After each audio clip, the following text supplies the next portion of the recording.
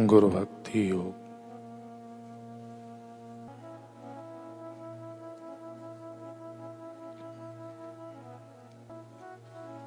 साक्षात प्रेम एवं आनंद स्वरूप अपने गुरु की सेवा करने का सौभाग्य प्राप्त हो जाए तो सेवा में असीम आनंद एवं परम सुख मिलेगा। नम्रता पूर्वक, स्वेच्छा पूर्वक, संशय रहित होकर, बाह्य आडंबर के बिना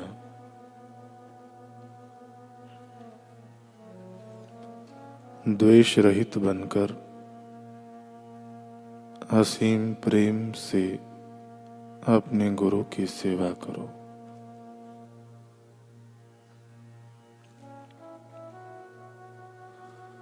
पृथ्वी पर के साक्षात ईश्वर स्वरूप गुरु के चरण कमलों में आत्मसमर्पण करेंगे तो वे भय स्थानों से आपका रक्षण करेंगे, आपकी साधना में आपको प्रेरणा देंगे तथा अंतिम ध्येय तक आपके पथ प्रदर्शक बनेंगे।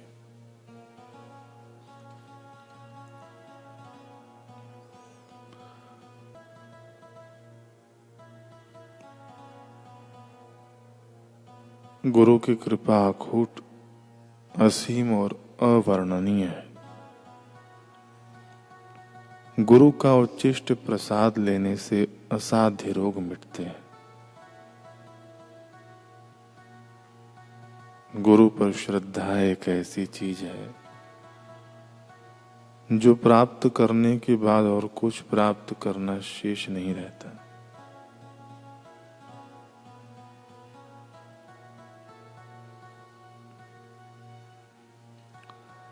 इस श्रद्धा के द्वारा निमेष मात्र में आप परम पदार्थ पा लेंगे।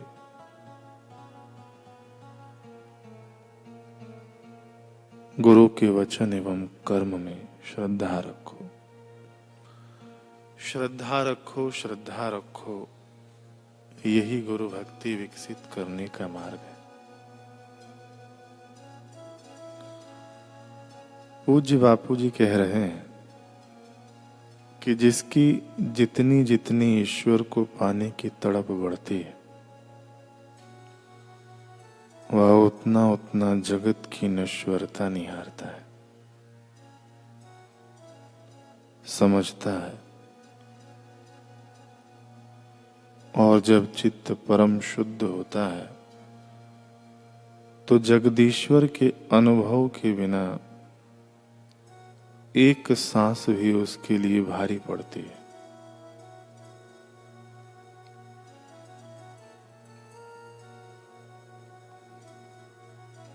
स्वामी राम तीर्थ रात रात भर रोते थे कि आज का दिन भी चला गया।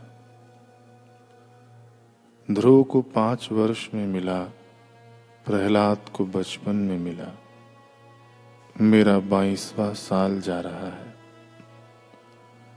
अरे तीर्थ राम, तेरे दिल में राम छुपा है और तूने नहीं देखा। तू एमए पढ़कर क्या किया, तू अमुक होकर क्या हुआ। ऐसे करके अपने को कोसते थे। कभी तो भाव विभोर होते, कभी रोते। उनकी पत्नी जानती थी कि उनके पति को क्या वेदना है। खाना पीना हराम हो जाता है। हम जब साधना करते थे तो भोजन 24 घंटे में एक बार करते थे, वह भी मूंग भिगो के रखते थे ताकि जल्दी से बन जाए। स्नान कर लेते, फिर इधर आसन करते और उधर स्टोव पर मूंग उबलने रख देते। सब्जी नहीं है तो कभी कुछ डाल दिया, कभी तो अध पके मूंग ही खा लिए। इतना समय कौन गवाए इसको गर्म करने में। कभी दाल पी लेते या दाल का पानी पी लेते। जब ऐसी तड़प होती है ना, तो गुरु का हृदय उछल पड़ता है।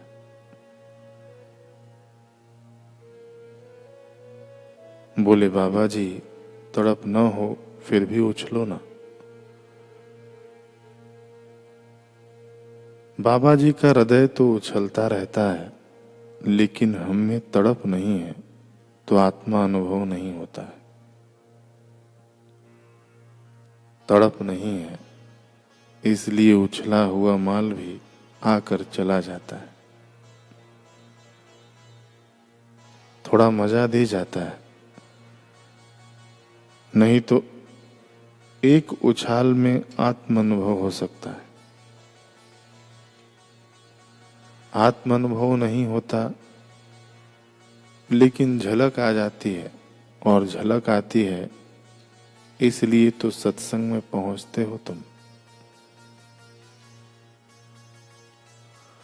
नहीं तो कोई डॉक्टर है, कोई वकील है, कोई उस्ताद है, कोई कुछ है, सत्संग में आके चुप बैठते हैं, हाँ जी साईं करते हैं।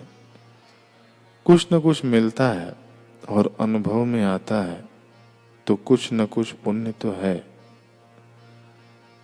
लाखों लाखों लोगों से जिनमें श्रद्धा नहीं है, उनसे तुम श्रेष्ठ हो, क्योंकि तुम में श्रद्धा तो है। लाखों लाखों लोगों को श्रद्धा है, लेकिन उस श्रद्धा का सदुपयोग नहीं करते। जो तीर्थ में नहीं जाते हैं, उनसे तो तीर्थ में जाने वाले अच्छे हैं। लाखों लोग तीर्थ में जाते हैं, लेकिन सत्संग नहीं सुनते, भगवत कथा नहीं सुनते हैं, तो उनसे सत्संग व कथा सुनने वाले श्रेष्ठ हैं। लाखों लोग कथा सुनते हैं, लेकिन वे कथा का आध्यात्मिक अर्थ नहीं समझते। जो सत्संग नहीं सुनते हैं, कथाएं सुन लेते हैं, तो उनसे तो सत्संग सुनने वाला श्रेष्ठ है। और लाखों लोग सत्संग सुनते हैं पर उसका मनन नहीं करते, तो उनसे मनन करने वाले श्रेष्ठ हैं। लाखों लोग थोड़ा बहुत मनन करते हैं पर सत्संग में आनंदित नहीं होते, उनसे तो सत्संग में आनंदित होने वाले श्रेष्ठ हैं। अब इतना इतना है तो बाकी तो थोड़ा ही है।